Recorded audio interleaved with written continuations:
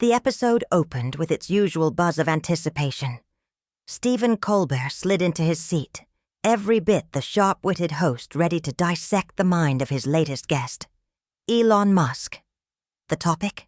SpaceX, Musk's audacious venture promising Martian, colonies, and a future beyond Earth. Colbert kicked things off with a playful jab at Musk's famously optimistic timelines. The tone was light, but the edge was unmistakable. Musk, lounging in the guest chair with his signature swagger, brushed, hit off with a smirk. The audience chuckled, falling into the familiar rhythm of late-night sparring. But underneath the banter, a tension flickered. Colbert leaned in, shifting from spectacle to substance. He pressed Musk on the real cost of chasing the stars, not in dollars, but in human lives. What about the workers who'd spoken out about brutal conditions at SpaceX?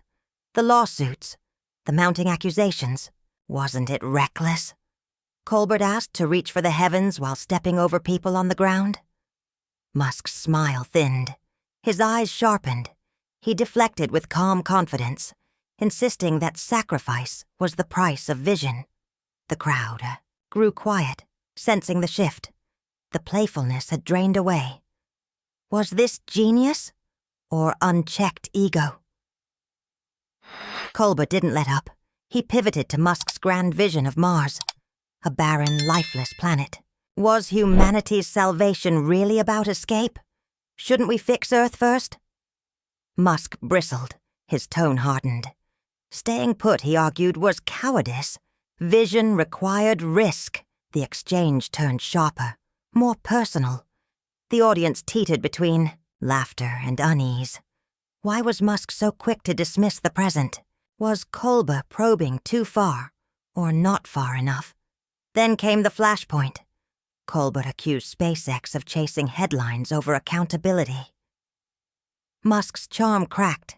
He leaned forward, his voice icy, dismissing Colbert's critique as small-minded.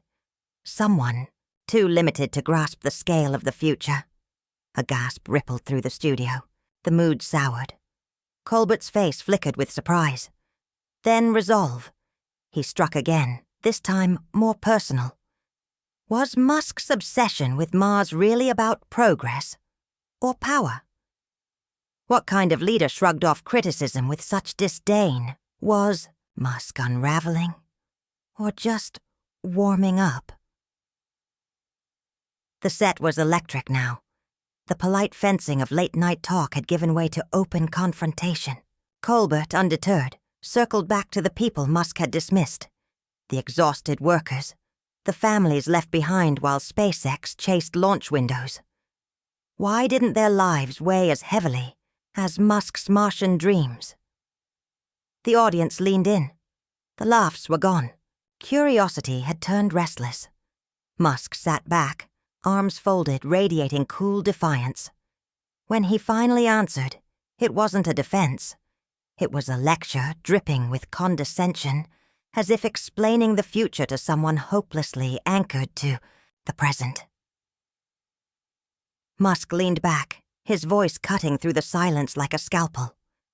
Colbert, he said, couldn't possibly grasp the stakes of humanity's survival.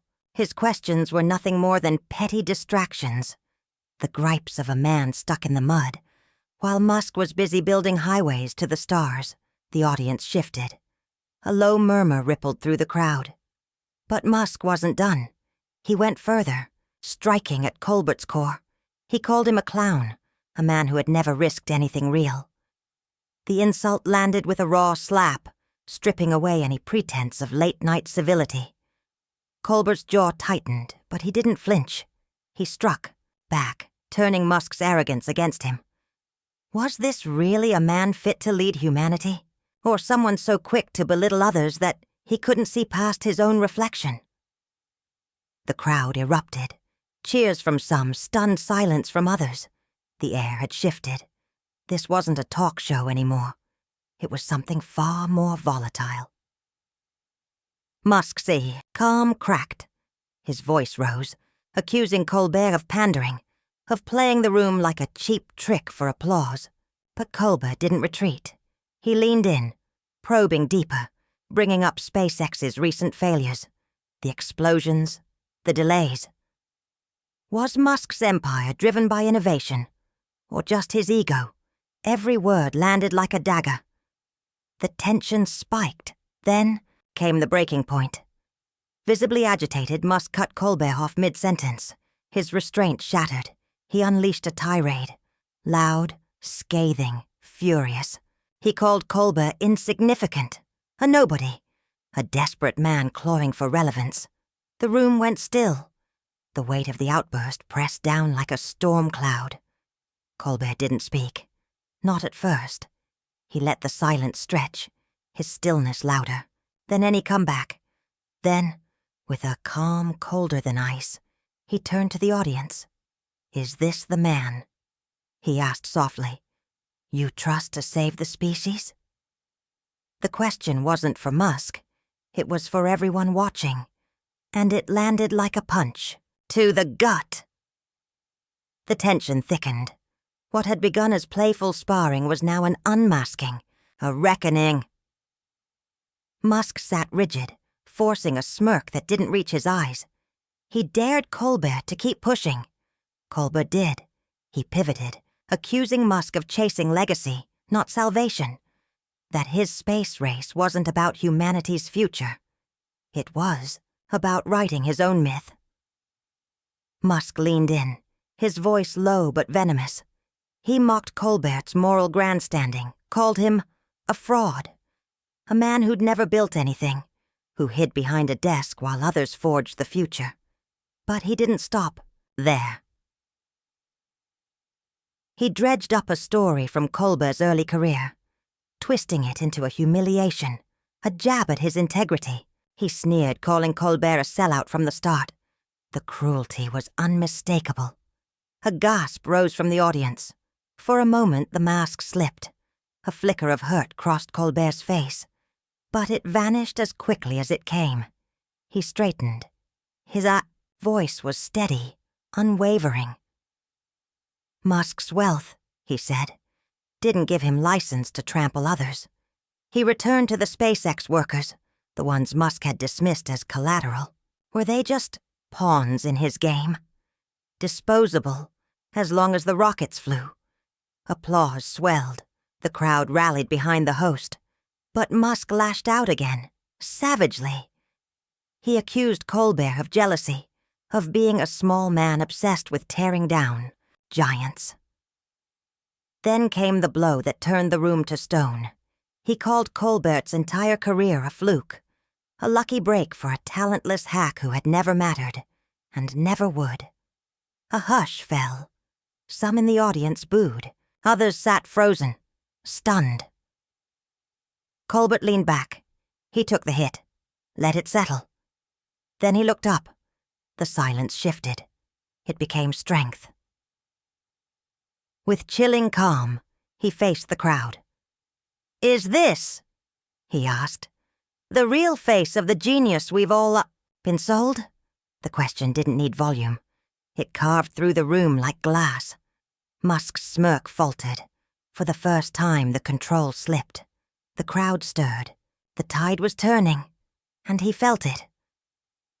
Colbert leaned forward, not with rage, but with quiet purpose. He dismantled Musk's attack piece by piece. Every insult Musk had thrown became a mirror, reflecting something colder, darker. "Maybe," Colbert said, voice low but clear. "A man who needs to crush others just to feel tall isn't a savior. Maybe he's just scared of being seen as small." The room hung on every word. The confrontation had hit its rawest edge. What came next wouldn't be a punchline.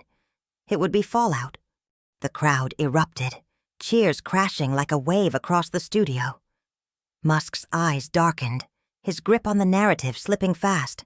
He tried to claw it back, voice rising in pitch and pace. He defended SpaceX with defiance, declaring it a noble pursuit, one Colbert was too shallow to understand. Then came another sneer, branding the host a parasite living off the work of real visionaries. But the insult didn't land. It lacked venom now, sounding strained, almost pleading. The audience wasn't buying it anymore. Boos cut through his words. Colbert pounced. He reeled off missed deadlines, broken promises, and the workers left behind, painting a portrait of a man who demanded loyalty but gave none in return. Each word hit like a hammer. Musk stiffened, his cool facade buckling under the weight. Then he snapped. His interruption was a blur of arrogance and fury, a scrambled mess of accusations, calling Colbert a liar, a puppet of jealous masses. But the rant only dug him deeper. Colbert didn't flinch. He let Musk unravel, a picture of calm against the chaos. Then, with surgical precision, he delivered the killing blow. "Is this tantrum?" he asked quietly. "What humanity can expect from its so-called trailblazer?" The crowd exploded. Applause thundered, swallowing Musk in a tidal wave of rejection. His face twisted, caught between rage and disbelief. He realized too late. He'd lost the room. Colbert didn't gloat. He sat straight, voice firm, but measured. "We're done here," he said. The audience roared. Security appeared, subtle but unmistakable. Musk stood, a storm of pride and fury. He hurled a final barb over his shoulder, but it vanished beneath the roar of the crowd. Colbert watched him go, unmoved. Then he turned back to the audience. Composed, unbroken, a man who had weathered the storm and remained standing. The confrontation was over. Musk's retreating figure dissolved into the shadows, leaving only the echo of his collapse behind. Colbert stood alone, the weight of the moment etched in his face, but not a trace of defeat. He met the audience's gaze, and in that moment the room belonged to him. The boos that chased Musk morphed into a unified roar, a cathartic wave of solidarity. Colbert didn't rush to speak. He let the silence breathe. When he did speak, his voice was steady, reflective. He didn't dwell on SpaceX or Musk's outbursts. Instead, he spoke of something deeper, the cost of unchecked arrogance, the kind that tramples the small in pursuit of the infinite. The crowd leaned in. Their earlier shock had hardened into loyalty. Colbert wove the chaos into clarity. He reminded them that vision without empathy is just noise, and power without restraint is just cruelty in disguise. It wasn't preachy. It was raw, honest. The applause returned, louder than before. Colbert let it wash over him, a flicker of gratitude breaking through his composed exterior. He didn't mock Musk. He didn't gloat. Tempting as it was, he rose above. Instead, he turned to the crowd and thanked them for staying present, for seeing past the spectacle to what mattered. It was a masterstroke, a personal victory turned collective. The room felt it. The tension that had gripped them bled away, replaced by a release, a rare sense that, just for a moment, truth had landed its blow. As the segment closed, Colbert leaned back, relaxed, resolute, the host who had stared down a titan and sent him packing. The audience rose. Their ovation, full, final, sealed the night. He met it with a nod. Nothing more. A man who had earned the last word without needing to speak it. The cameras lingered, capturing the stillness, the triumph. Musk was gone. His fire spent. Colbert remained. Victorious not by force, but by resilience. The show ended on that note, fierce, unyielding, unforgettable. The stage was his, and the night was won.